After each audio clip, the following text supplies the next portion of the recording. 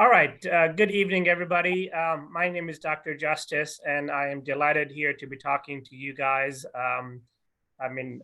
You guys are a very good high school team, and this is the first session of four. So this is session one, and I will talk to you guys again next week and the week after, and then I'll be coming down for a half day. I'm going to put all of you on mute, and I will give you permission yourselves. You can unmute it. I know it's in the evening, so lots of background noise, maybe dogs running around or this, that, or the other.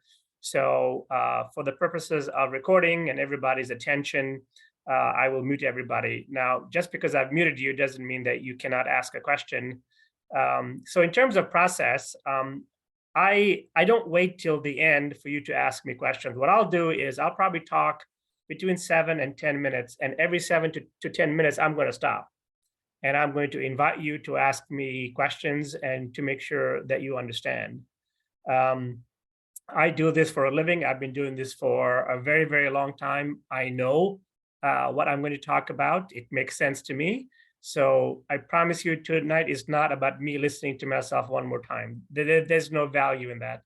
Tonight is about you guys, you young men, and your parents understanding what I have to share with you. So I encourage you very strongly to ask questions. The good news is that if something is not clear, we get time next week and the week after, and the session is just us. It's just me with the coaches and you young men. Parents will not be involved in that. But I told Coach Steve that I really wanted the parents to be involved in this one because I think, especially at your level, parents are a huge part of your performance, not a small one, a huge part of your performance. And I shared with you guys that I have a son. My son is a junior in high school. He's getting ready to turn 17 in 2 weeks. So technically he's a 17-year-old. So right along the same age as you young men. And I probably go to 20 to 25 junior tournaments a year. And, I have seen every spectrum of the role that parents play. And, it saddens me that, in most cases, I have seen parents unintentionally, without an ounce of malice, compromise their kids' ability to perform at a very high level. So in terms of content, like what I'm going to talk about today is going to be focused on knowledge sharing. I'm going to share several concepts with you guys because I want you to understand it. I want your parents to understand it. I want you and your parents and your coaches to have the same language when it comes to the mental game. All right. Next week, I'm going to focus more on skills. And the week after, I'm going to focus more on some more skills. And then when I come and see you guys in person on the 24th, we will do a lot of fun stuff, a lot of drills that are all based on sort of mental side. So I don't want any one of you to get frustrated and say, oh, well, we didn't really learn much. What I want is I want all of us to have the same baseline knowledge.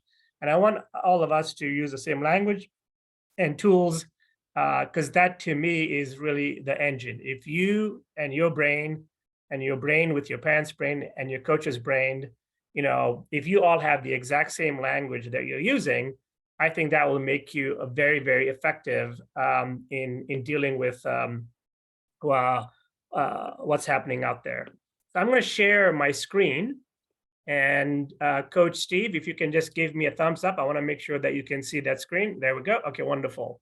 So like I said, every 7 to 10 minutes, I'm going to stop. I encourage you to take notes. It's being recorded, so I'll give it to the coach. So if you don't take notes and you miss something, you can always listen to this later. Before I get going in terms of the agenda, this is session 1 of 4, this is focused more on knowledge, not on skills. We'll do a little bit of skills, but more on knowledge. Any questions from anybody before we get started? All right, let's get going. And then I'll pause in about 7 to 10 minutes.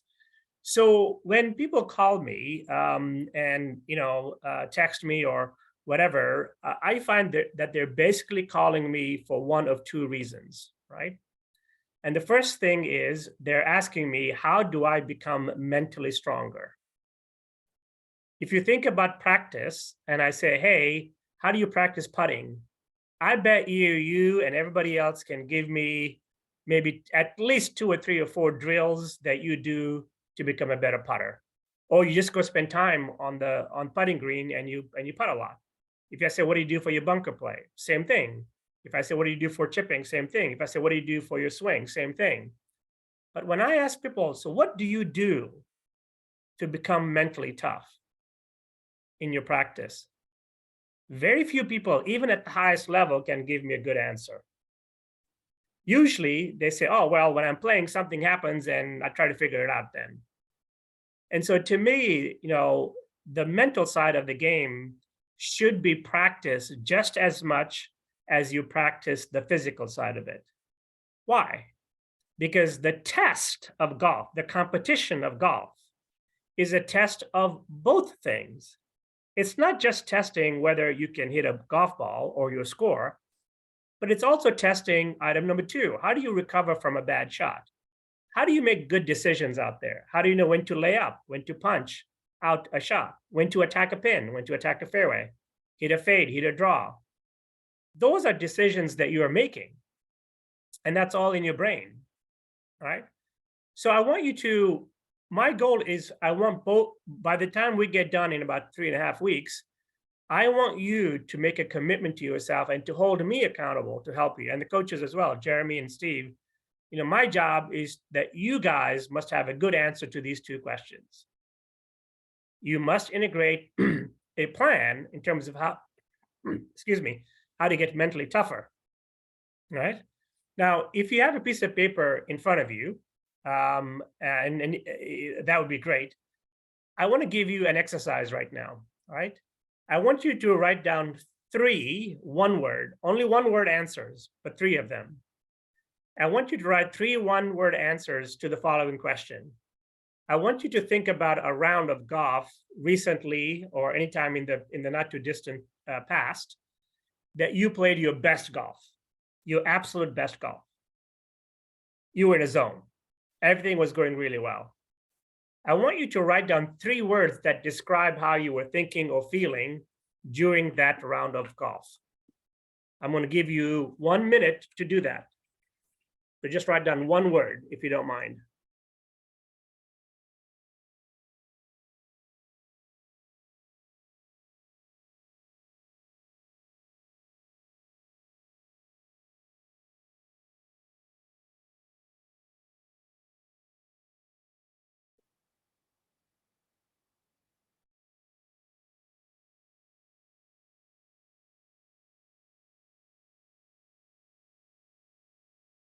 All right, 3 one-word answers. So let me start with the players, if you don't mind. So all you players, Alex Gray, can you give me 2 words that you used, if you don't mind? Just unmute yourself. I used calm and confident. That was 2. All right, that's good. All right. Brett Williams, can you give me 2 words that you used? I said calm, and like my mind was blank. I wasn't thinking about anything. Okay.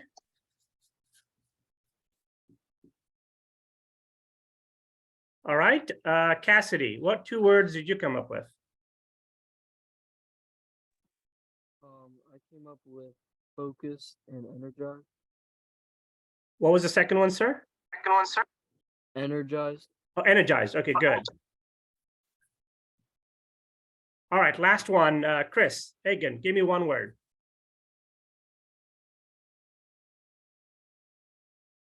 I put happy. Happy. Very good. All right, thank you, guys. So I wrote down over here the words that you gave me. So these are not my words. So you'll see calm, confident, not thinking, focused, energized, and happy. These are not my words. I just asked you these words, okay? Now, I have asked that question to all athletes because I don't just work with golfers. I work with athletes and coaches and, frankly, companies out there. And I've asked them that same question. And everybody gives me the exact same answer. Now this is a slide that I've had for about 10 years. Does it sound similar to the words that you gave? Yes, right? Okay. There are two very, very important points I want you guys and parents and coaches to understand about this. Number one, everybody, when they're playing their best, they give answers very similar to the answers that you gave. So number one, it is not a secret.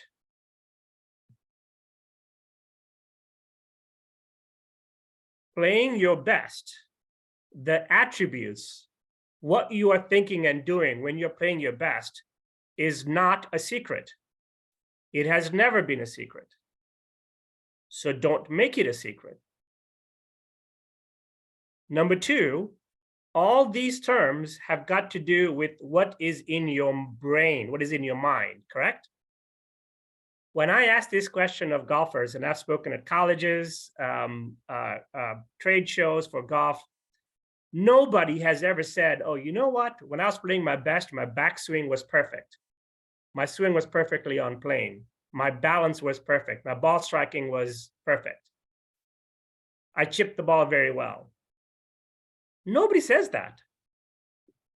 They all say something like this. I was calm. Everything felt slow. It's the same words that you said over here. All right. Now I'll go back to that first question I asked you guys. So if this is the attributes of you guys playing your best, and these are your words, how much time do you spend to practicing on these things? You see where I'm going with this? Right? So if I asked you how much time do you spend on the range, you could all give me an answer. If I said how much time do you spend putting or playing or practicing, how many holes do you play, you could all give me an answer. But if I say how much time do you spend going after the things that you yourself have said is when you play your best, most people cannot give me a good answer.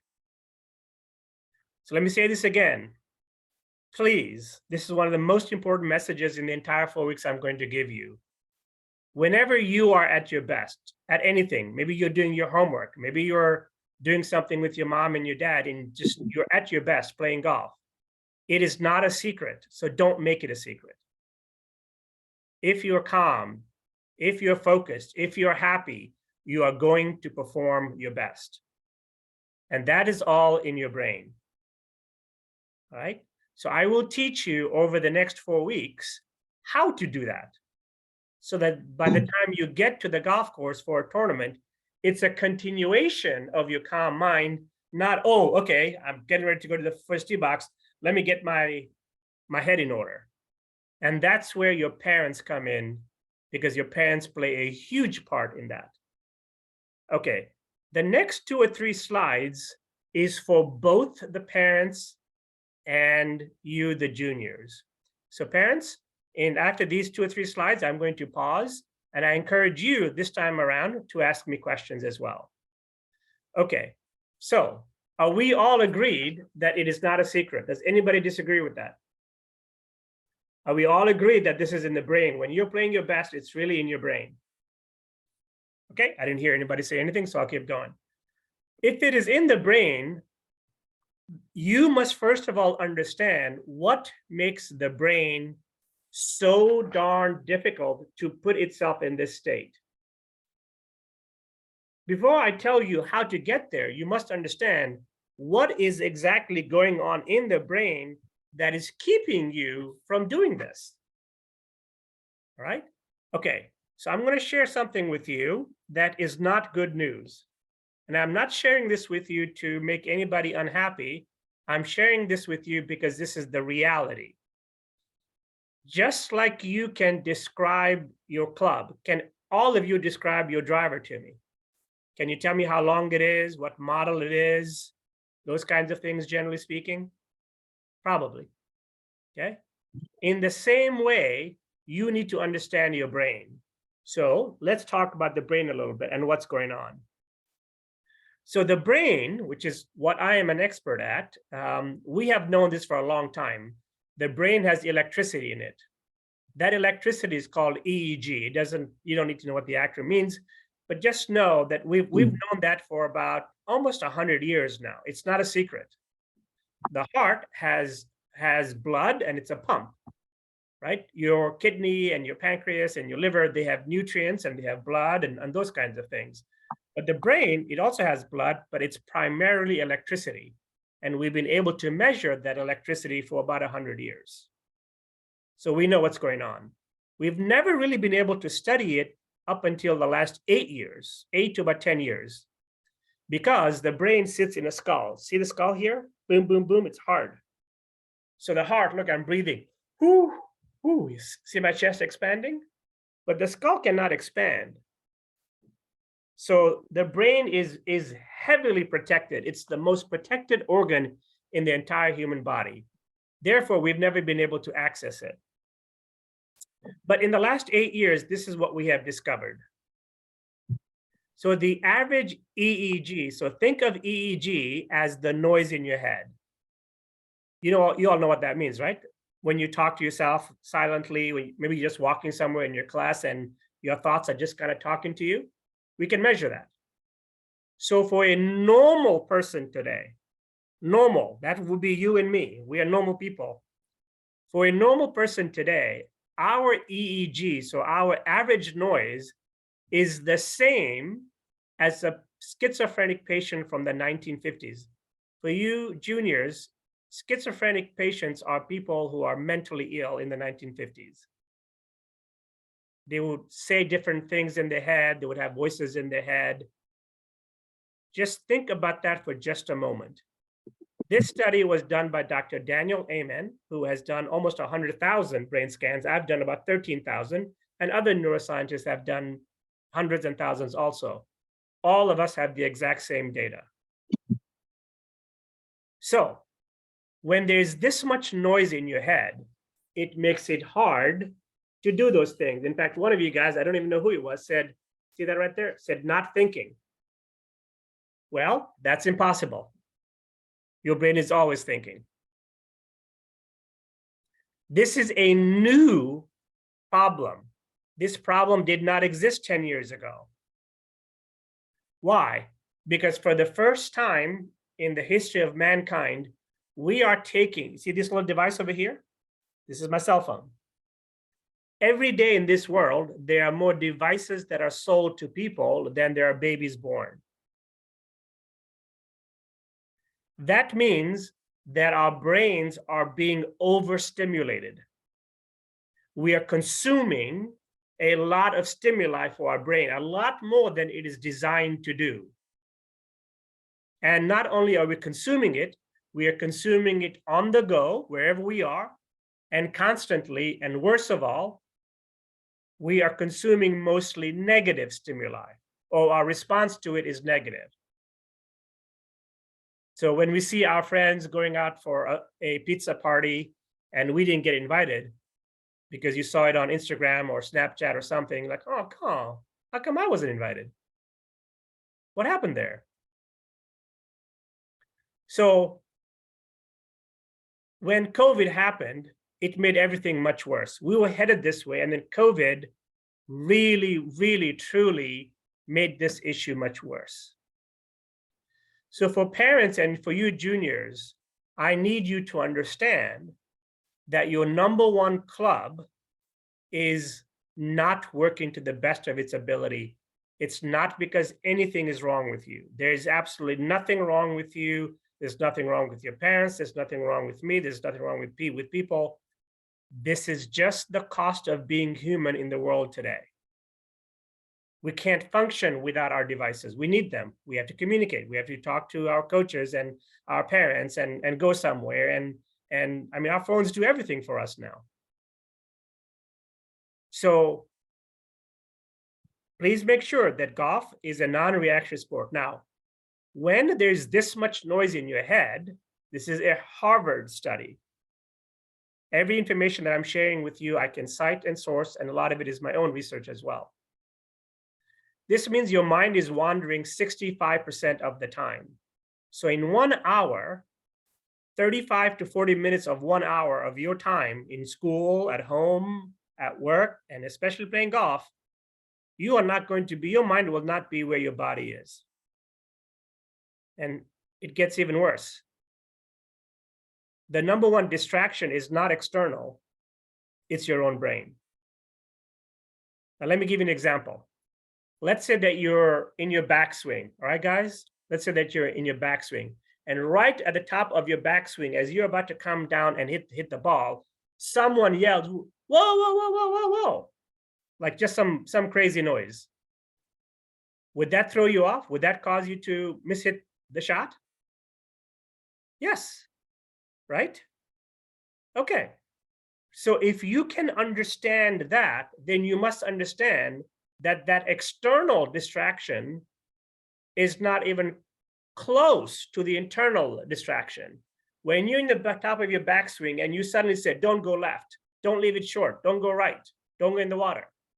That's the same thing. Only one is an external distraction, someone yelling in your downswing. That way you can blame them. But that's not the most common problem. The most common problem is that your own brain is distracting you. All right? And so again, all tied to number one, when the noise in your head, when your baseline noise is so high, again, let me repeat, it's not because something is wrong with you, boys. My son and I have a daughter, she's a freshman in college at Duke, and I have a son, like I told you, who's 17, a junior in high school. We're all in the exact same boat. The time that you can focus on one thing is less than 10 seconds and usually averaging around 3 seconds. Now, let me ask you a question, guys. How long is your average pre-shot routine? Somebody just give me a number. How many seconds or minutes? Cooper, give me a number. How long is your pre-shot routine? Probably 20 seconds. How many? 20 seconds. 20? Wow, that's pretty fast. So for most people, it's somewhere between 45 seconds and about 90 seconds. So by the time that you get to the ball and you shoot the yardage, so it starts with shooting what the yardage is and picking the club and then doing whatever practice swing you want and then going over the ball and then hitting the ball. That's on average about 45 seconds to about a minute and a half. So let's just average it out to 60 seconds. Is that fair? I think that's very fair. If you lose focus every 3 seconds, can you divide 60 by 3? Brent, what is 60 divided by 3? 20. 20, that's right. That means in your pre-shot routine, your mind is going to be distracted by itself 20 times.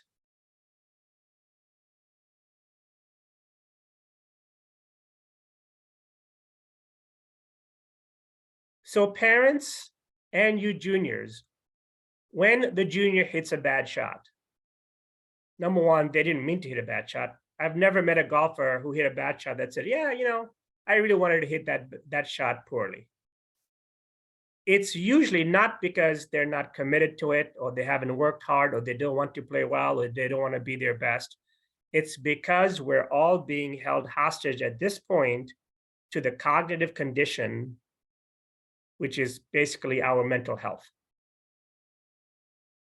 So because golf is not a team sport, because golf is a non-reactionary sport, it's an individual sport, we are using our brains all the time. So we must have a plan to address this. All right? So let's now start talking about, actually, let me just pause here. I said I would pause. Any questions from anybody on this information? Parents or juniors or coaches?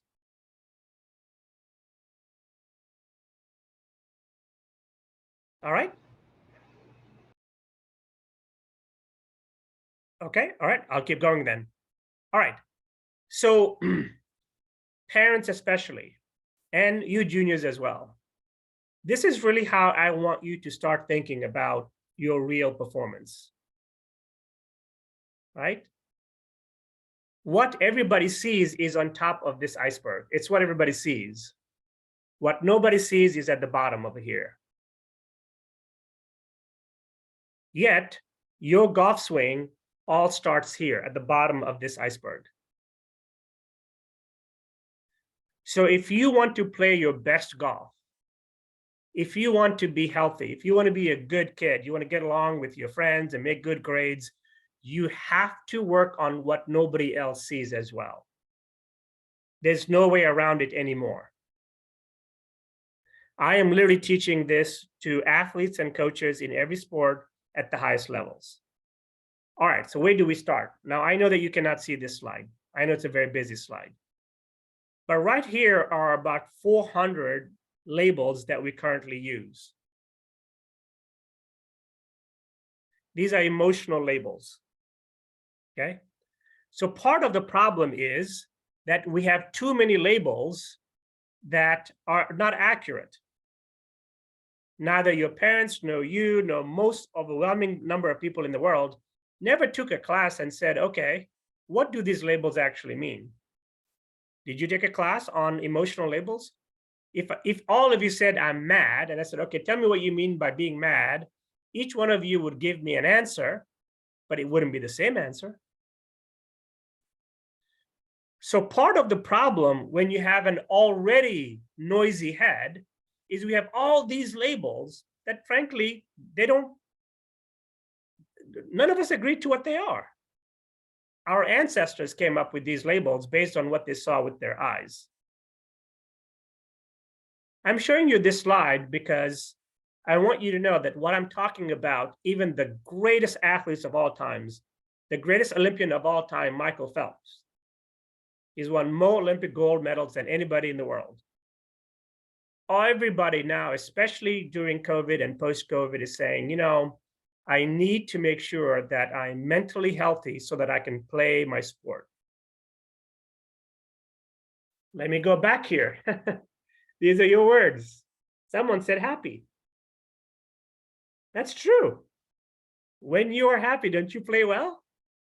Don't you react to a bad shot better? Yes. That's being happy has nothing to do with your backswing or your balance or your ball striking or how far you hit the ball. It's all got to do with what's going on in your mind. So boys, I'm telling you, if you want to play your best golf, you need to start working on your mind as well. And the cool thing about it is that you can actually use the game of golf, and if you use the competition of golf, and you use these things that I'm going to teach you, because it's the same brain, you can use the same tricks and the same neurohacks while taking an exam, while dealing with any other stressful situation that you may have in your life. If you have a putt to save a double bogey, that's a lot of stress, right? And then if you learn something, oh, well, this is how I should handle that situation. Well, in school, you may have a similar stressful situation, and it's the same brain that you're using. So what I'm teaching you is not just for golf, it's for your life as well. And you're very lucky that your coaches have said, you know what, we really got to talk about this. So the first thing that I need for us to learn, and again, today's about knowledge, not so much about skills, is I want all of you, parents and juniors and coaches, I want you to replace the labels that you're using in your head with just 3 labels: red, yellow, and green. You already know what these colors mean because you see a traffic light. Red means stop, green means go, and yellow means kind of be cautious. And I'll tell you that it was a coincidence. But look at all, do you guys see all these labels on the right side of the colors? So I'm going to talk to you about how these colors came to be. Look at all the labels in green. Calm, focused, confident, happy. I mean, it's almost identical to what you guys just said to me. So make it easy for your brain to process what's going on by only having 3 labels. If you have 400 labels, you are going to take a noisy brain and make it even more noisier. And then you're not going to solve the right problem. You're not going to be able to make the right adjustments. Dr. Jeffries, Yes. can I ask a quick question? Sure. So help me understand this one thing, and it's going to be I'm going to open up my own family world here. So I had two boys, both of which had some mild ADD and some learning differences. And when we would get in an argument, it would escalate and escalate and escalate and escalate until, something exploded. And then as soon as that would happen, the next 15 minutes were the most calm, beautiful, understanding part of the conversation. But it was almost like they had to get all those endorphins released or whatever was happening inside their brain that allowed them to be able to think and to process what I was trying to correct or whatever the case may have been. Does that make sense with what you're talking about? Yeah. So to me, the key point about what you said was not afterwards, but it was during. Right? So let me just skip over here and let me explain this to you. So Steve, give me like 2 minutes, because I think I can answer that question better when I explain exactly what was going on in your brains. So boys, what you're looking at here, you see these things over here? These are real human brains. And red is the universal color of heat. So remember when you're looking at a radar for the weather and it says red, like maybe over your county or over your town, is the sky actually red? No, but it just means that's where the big storm is. And then yellow is kind of intense, and then green is kind of a little cloudy. But red is the universal color that all of us use when something is very hot. And remember what I said, when the brain has electricity, when there's a lot of noise in the head, the brain becomes very hot. That's why when we get very nervous or anxious, our palms sweat and the hair goes up in the back of our neck, because the electricity in the brain is very high. But look what happens to the brain when the brain is red. It's basically operating roughly at 5% of what it is capable of. Why? Because there's just a lot of traffic, there's a lot of noise in the head. When there's not that much traffic, the brain, this is normal, yellow is normal. And then green, look, there's not a lot of electricity there. So the analogy that I want you to use is this one over here. All right? You see this car on the road? Imagine that you and your mom or your dad want to take you from your town to a town that's about 5 miles away. All right? And you get in your car and there's no traffic. You'll get there pretty fast, won't you? Because there's no noise, there's no traffic. You just go. But look what happens when just a little bit of other cars show up. Well, now it's going to take a little bit longer. It won't take you 10 minutes. It might take you 15, 20 minutes. And now, when there's a lot of traffic in your brain, you can't even get through. It might take you an hour to go to the same place that if your brain was green, it would take you 10 minutes. Does that make sense? So the brain is no different. Our thoughts are the cars. When there are lots of thoughts in our head, bless you, Brent, when there's a lot of thoughts in our head, then, which is red, then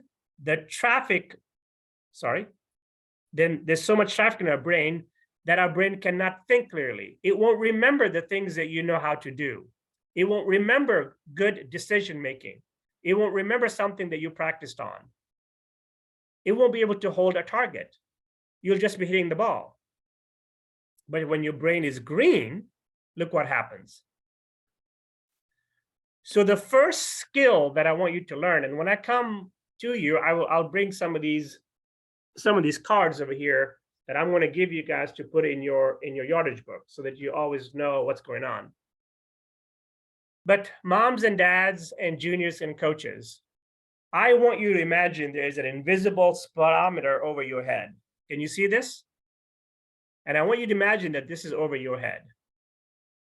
And I want you to imagine that needle is going to move before and after every shot that you hit when you play golf. It's always moving.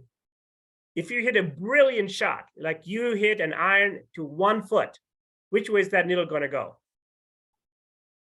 Towards green. If you completely shank it into the hazard, which way is that needle going to go? Towards red, right? So that needle is going to be going because your brain is judging every shot all the time. And the fact that that needle is moving all the time does not mean something is wrong with you. It just means that you're a human being and you have a brain. Now let's go back to Steve's question.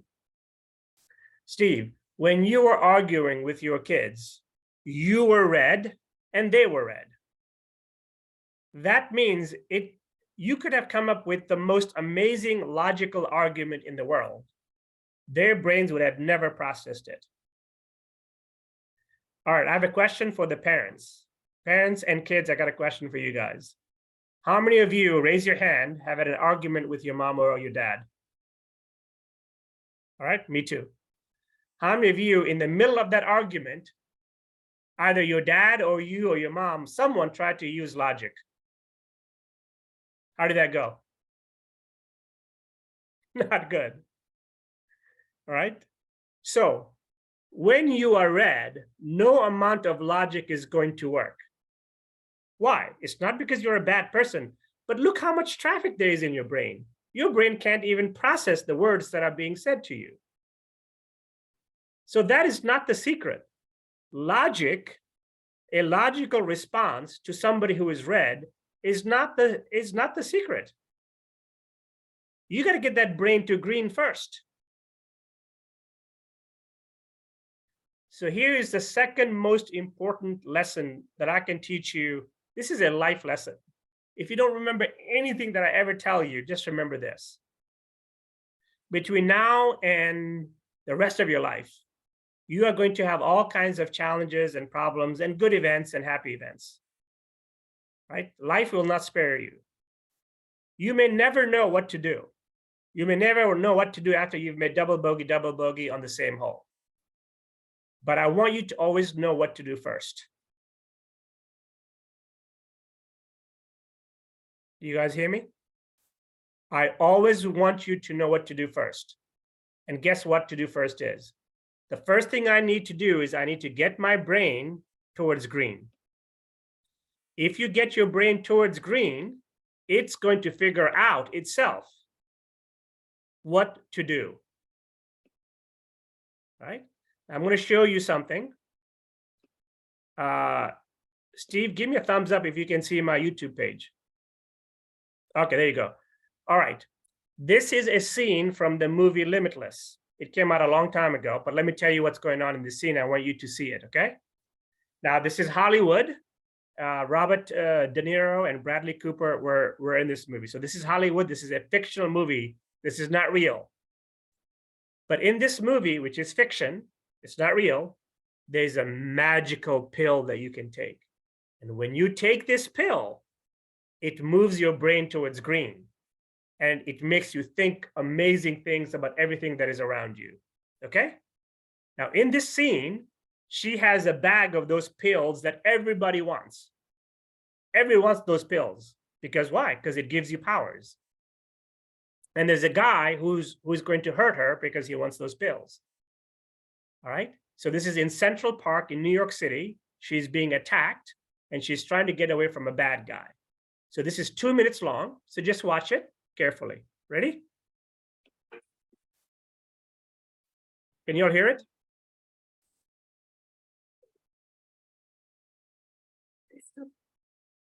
All right, I think somewhere I'm supposed to do something to turn the volume up.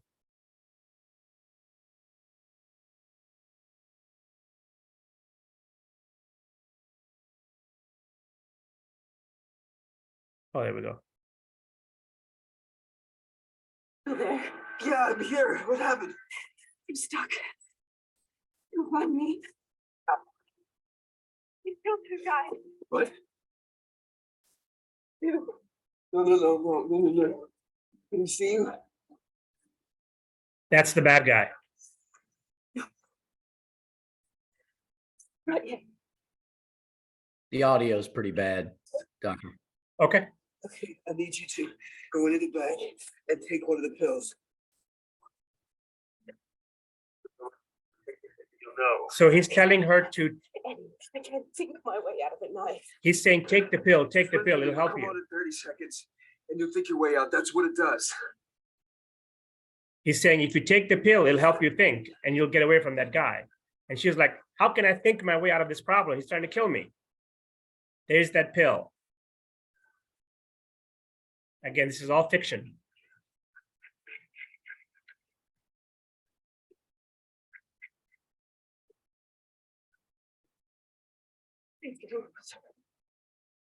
Now, The other. think about this. This needle is moving towards green now. Now watch.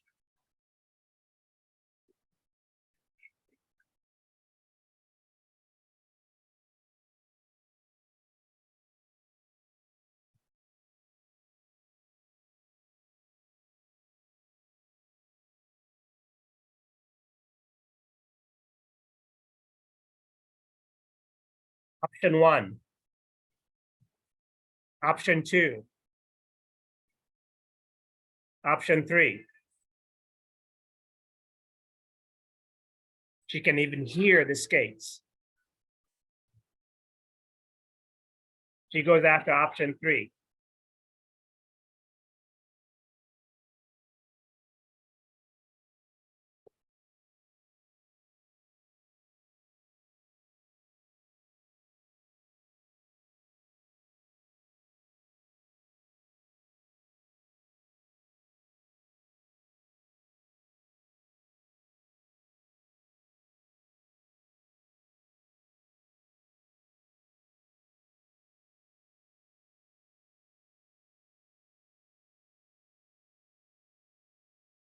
All right, and she gets away.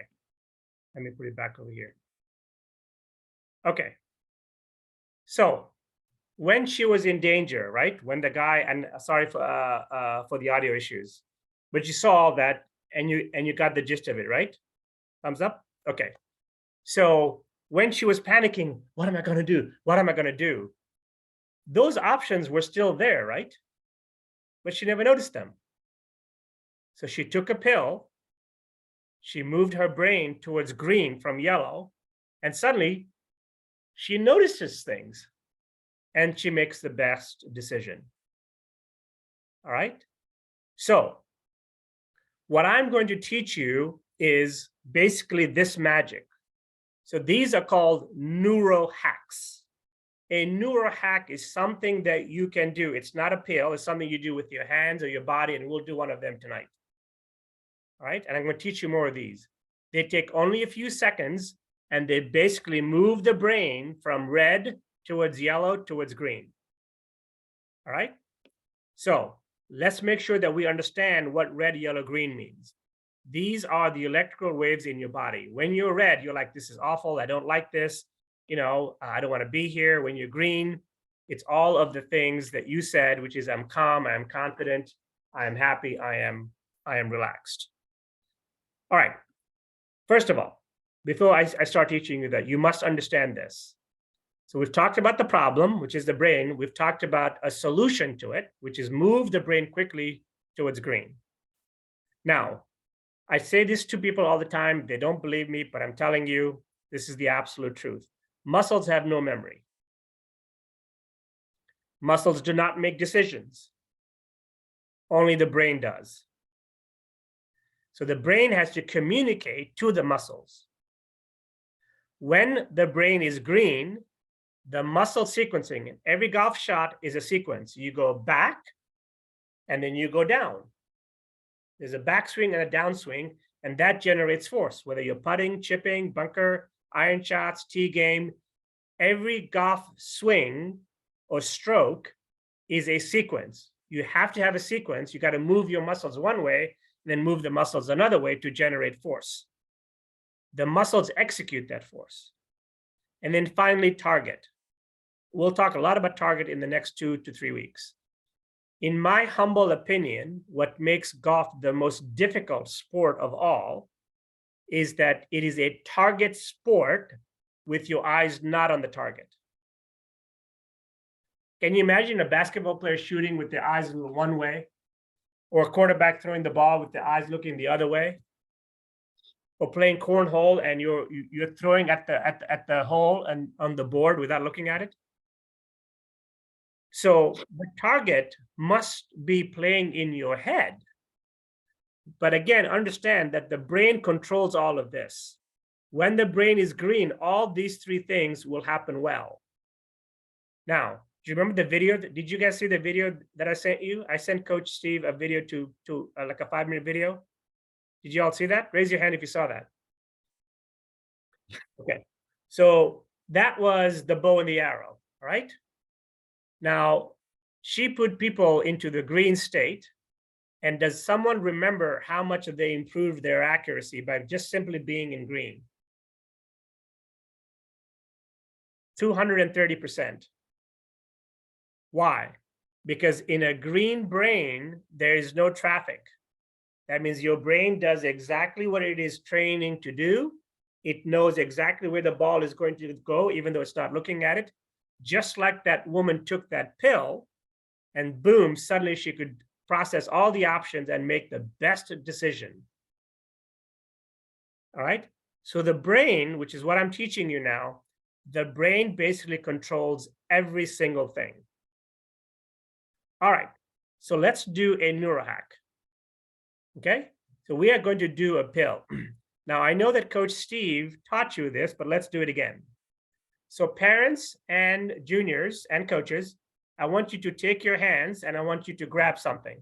Grab either your chair or grab your thighs. Please do not start until I tell you to start. And I will tell you to start when I use the word go. Don't start until I say go, because I want to explain it to you. When I say go, which is not now, when I do say it, I want you to squeeze whatever it is that you're grabbing with your hands really, really tight. I also want you to squeeze your shoulders. I also want you to squeeze your jaw and your neck. Like I want you to create maximum tension in your legs, in your body, like just squeeze everything as hard as you can, okay? Now, on a scale from 1 to 10, I want that tension to be a maximum of 10. Please do it because I will only have you do it for about 3 or 4 seconds. It won't be very long, okay? Then I'm going to say go to 2. When I say go to 2, this is the most important part about this neurohack. When I say go to 2, I want you to go to 2 as slow as you can. Don't go 10 and then boom to 2. And you can even say it in your mind, 10, 9, 8, 7, 6, like slow down and slowly go until there's just a little bit of tension left in your body on a scale from 2. Everybody ready? Any questions before we start this? Ready? Okay. And go. Squeeze, squeeze, squeeze. Tighter, tighter, tighter, tighter. Squeeze, squeeze, squeeze, squeeze, squeeze. Go to 2, slow, slow, slow. Go to 2, slow.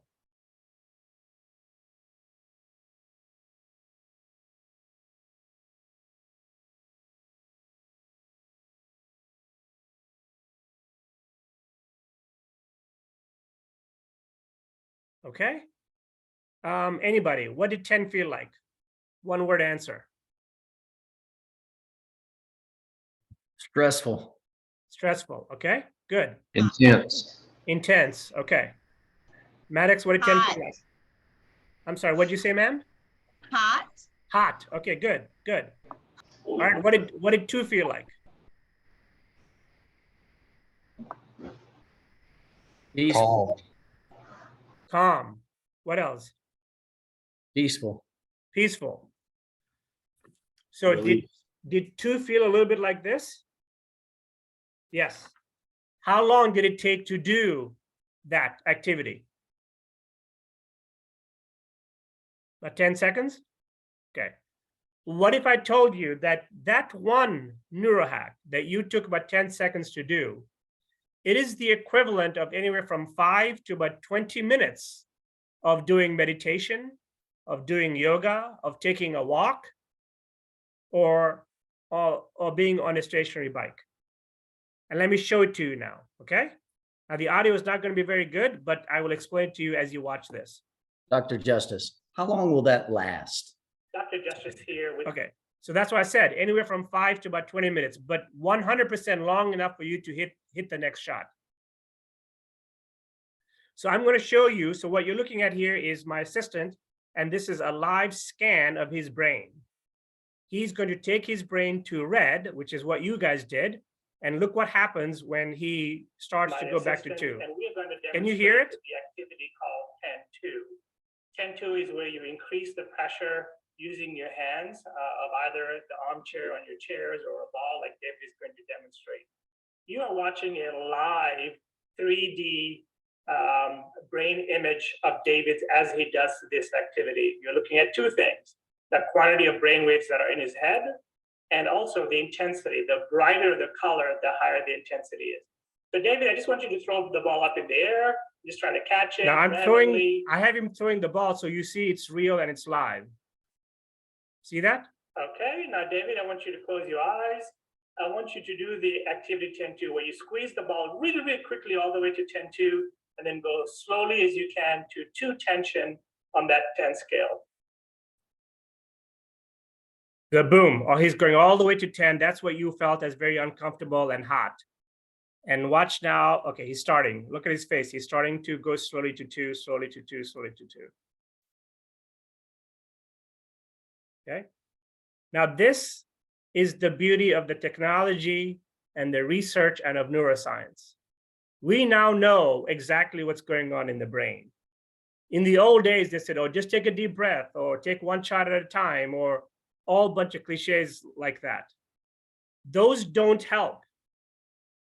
I remember when my son was playing one time, you know, and I said, hey, you got this.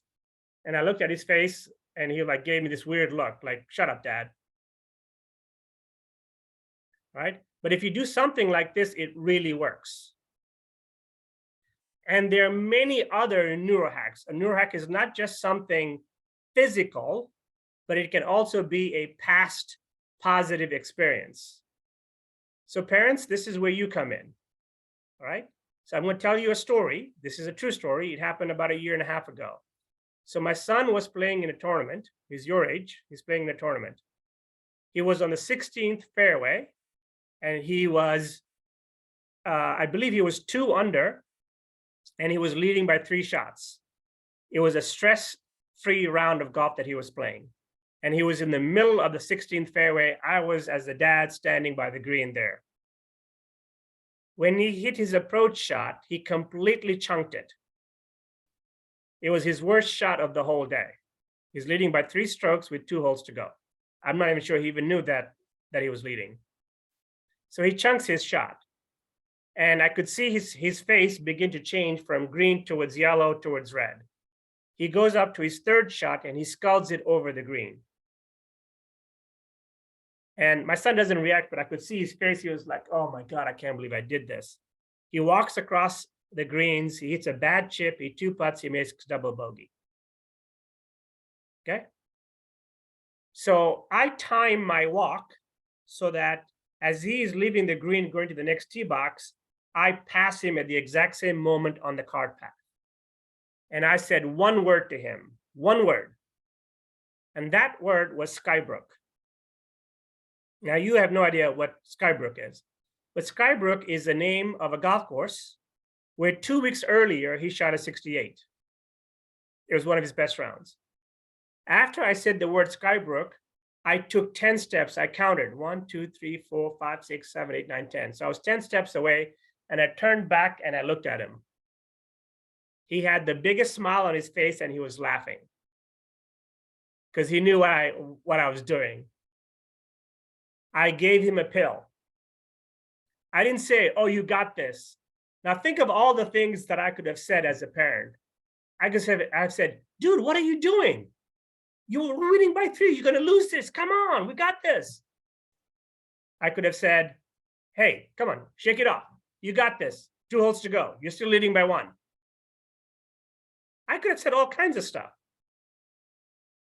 But what's the most important thing that I need to do as a coach, as a parent? I got to get his brain to green. I got to move this needle. Oops. I got to move that needle back towards green. Hopefully it'll come back here. Sorry about that.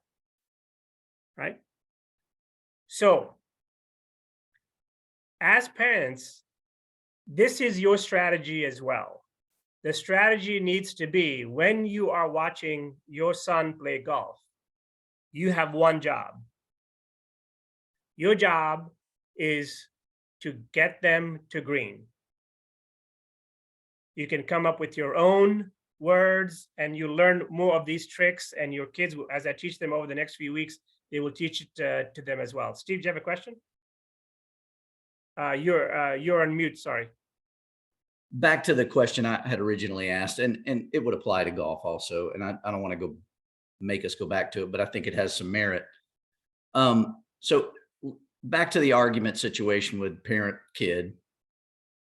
Are you saying that it would make more sense for us, even if we want to win this argument, let's say, and for lack of a better way to say it, we need to look at our child and see where they are and try our best to get them to green before we ever even start correcting whatever it was that went wrong? Absolutely, absolutely. And I can give you a million other examples. So my Oh, son, yeah. yeah. So one of the things that I do, and again, I am not a perfect parent. I'm not a perfect human being. My wife will tell you that every day. But when my son gets done with a round of golf and you know, we get in the car and drive back home, you know, I'm quiet. I wait until he's ready to talk because I know he's read one way or the other. And you know, he'll go through his phone, he'll listen to some music, and usually in about 30 minutes, he's like, "Dad, can we talk about it?" And I'm like, "Sure." But had we started the conversation as soon as he got into the car, his brain is red. I could given him the best advice in the world. His brain was not going to process it. And so it is a very high level of maturity. You know, sometimes, let's say I'm arguing with my wife.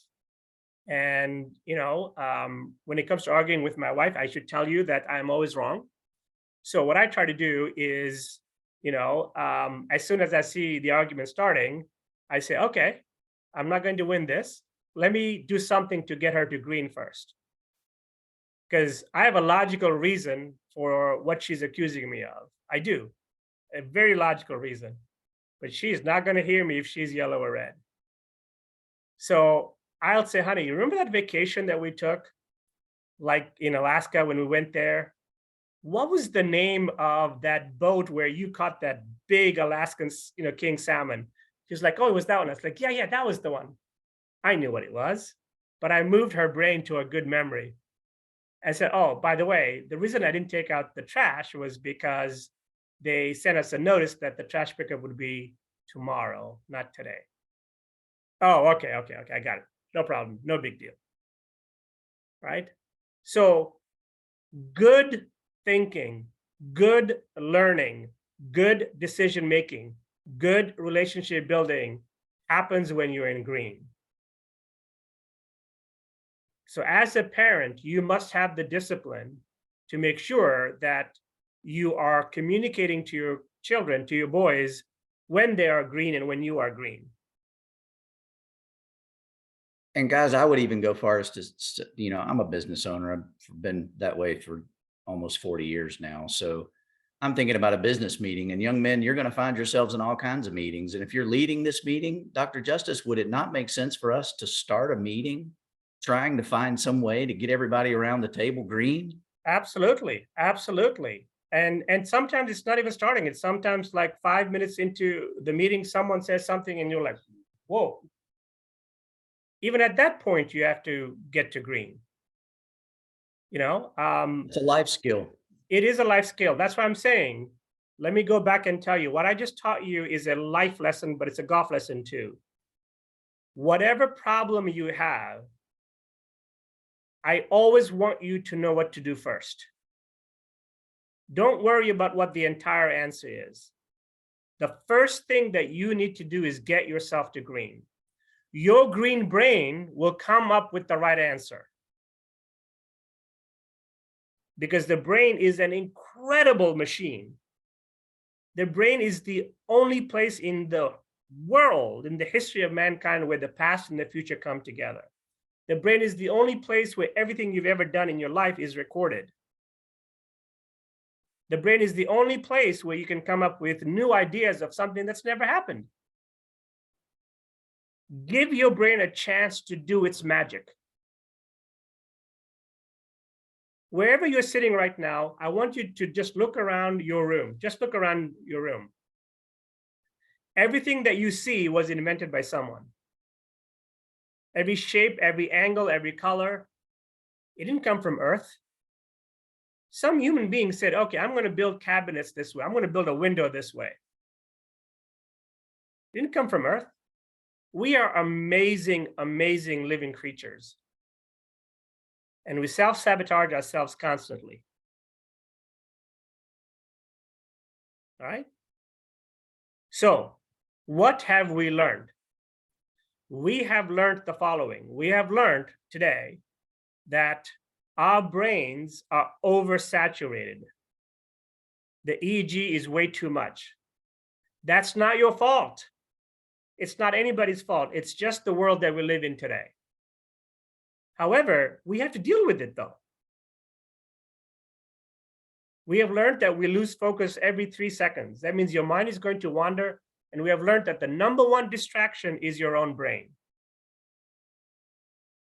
Right? Now, if your number one opponent is your own brain, you need to have a language to understand what's going on in your brain. And you need to understand your brain. So we've learned red, green, yellow. We've learned that when our brains are red, we can only do 5% of what we're capable of. The brain controls your sequencing, your force, and your ability to hold the target. We have learned the concept of neurohacking. I only taught you one. I'll teach you a lot more in the next few weeks. Parents, we've learned the basic concept of neurohacking. That there's a big difference between saying, you got this, keep going, all those cliches that we use, and instead giving them something that you know is going to move that needle towards green. Your version of Skybrook, that example that I just gave you, you must have. Parents, you've learned that your child, their needle is going to move very quickly because they're just younger. And your job when you're watching them play is what can you say or do to move that needle towards green?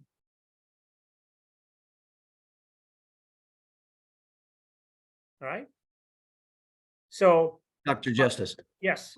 are words, do you find to be more effective than the exercise we just did? Do you find that it could move them into a better place quicker?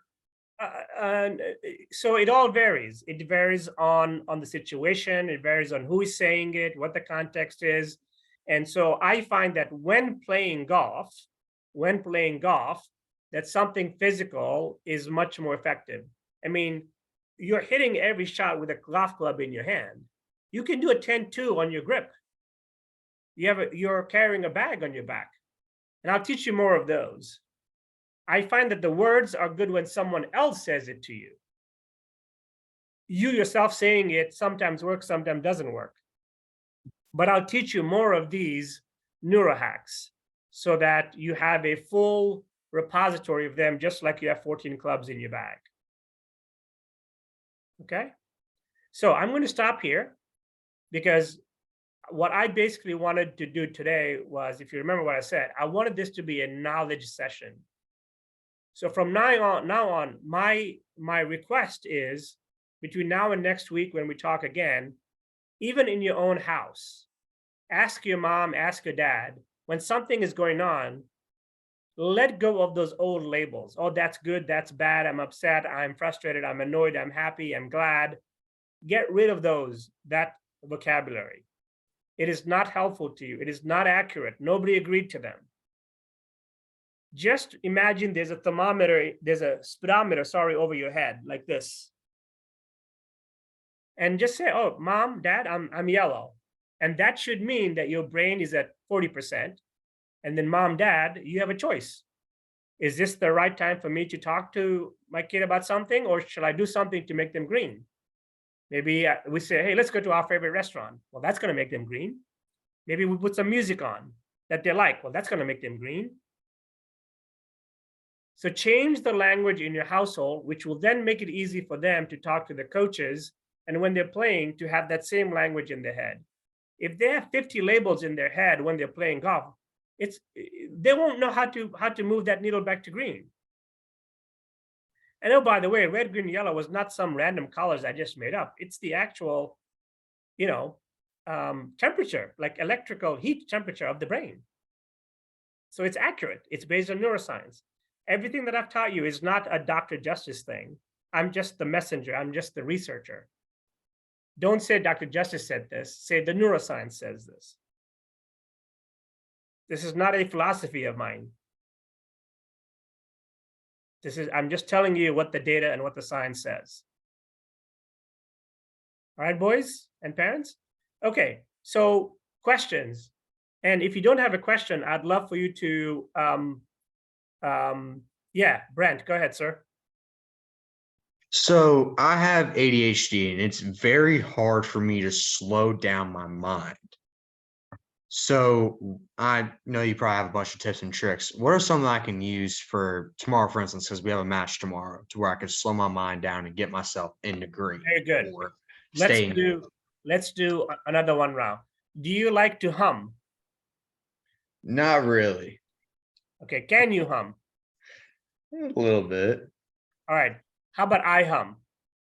Okay. I'm gonna hum, right? I'm gonna go.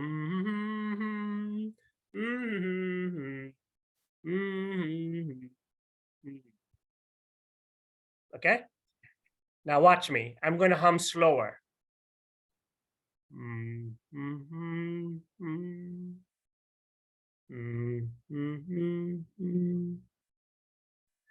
So all I did was I took a hum and I just started humming slower. Now, Brent, if you have ADHD, you need to learn how to do that. Don't say I can't do that. You can do that. Yes, I'm a sir. grown man. I just made a fool out of myself. And you're a kid, so you can do that too. Yes, sir. So between shots, don't start thinking about random stuff. Just start humming. But reduce the speed of your humming. You know what I mean? Yes, sir. So just says whatever you want. You know, you can say that na na na na na na na na hey goodbye, right? It's basketball season. So just say that slower. So Dr. Justice, if let's say he's taking a test tomorrow, because this is another life skill, and he's having a hard time finding the answer to something that he's pretty sure he knows. Are you saying that that little process can actually lead them to allowing their brain the freedom to find that answer and file somewhere? 100%. That's Amazing. exactly what I'm saying. Wow. By the way, if you're sitting at a desk, and you're trying to answer a question, can you not take your hands and squeeze your chair or your desk and then slowly let go of it? Yes, you can.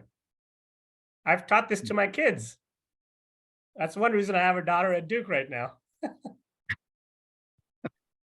That's amazing. You don't have to be perfect all the time. Let go of this idea that I got to be the perfect human being.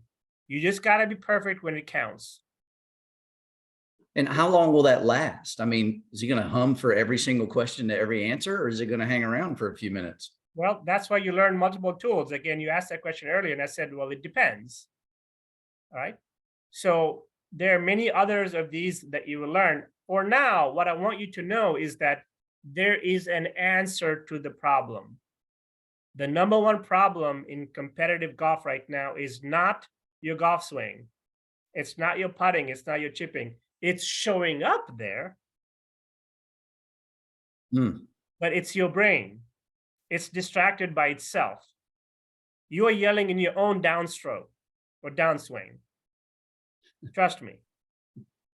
Don't go left. Don't leave it short. I better make it. This is for bogey. This is for par. Mom's watching. Dad's watching. Coach is watching. He's going to yell at me. That's you distracting yourself. Are we going to touch on breaking bad habits at all, like changing your golf swing mechanically at all? No, I will not. I don't do any technical work. I am not a golf instructor. I think, in my humble opinion, is that most of the technical work is fixing the wrong problem. Now, I don't want to diminish the value, but I will tell you, I've never met a golf coach. And by the way, I really want to be careful when I say this because I have an enormous amount of friends who are amazing golf instructors. But, you know, if there was a perfect golf swing, then everybody would be teaching the exact same thing. They're different shapes and sizes. You know, what everybody has in common, however, whatever swing you have, is the impact position. Right? And I probably asked that question wrong, Dr. Justice. What I really meant was, if we know there's a mechanical change, obviously the brain has got that routine kind of programmed in it. And if there's something that we need to change and we want to change that program, are there any of these hacks or are all of these hacks common Yes. to Yes. assist in that change? Yeah. So so I think I understand what you're asking better. So when you want to change something, yes, there are other ways to do it. And I'll tell you the least effective ways to hit more balls. You know, what the athlete's currently saying, oh, I need more reps, I need to hit 10,000 balls. There is not a single piece. Malcolm Gladwell wrote that in his book, and everybody took it as gospel. When he was interviewed afterwards, he's like, oh, no.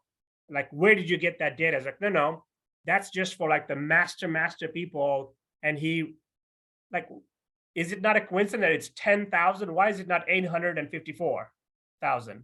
Why is it 10,000? I mean, that alone should tell you that that was a made up number. Right? So hitting the quantity of reps has nothing to do with ingraining it into the brain. Nothing. And will these hacks apply to that? That's kind of what I'm trying to wrap my head around. If Different we're ones. trying to teach There would somebody, be different ones. Yes. okay. Will we touch on those at all, or maybe you and I can do that on another? Yeah, I think conversation. when I will talk about that not next week, but the week after. Okay. I think what I'd rather that you focus on right now is whatever you got, whatever swing you got. All right. I want you to convince yourself that that's enough.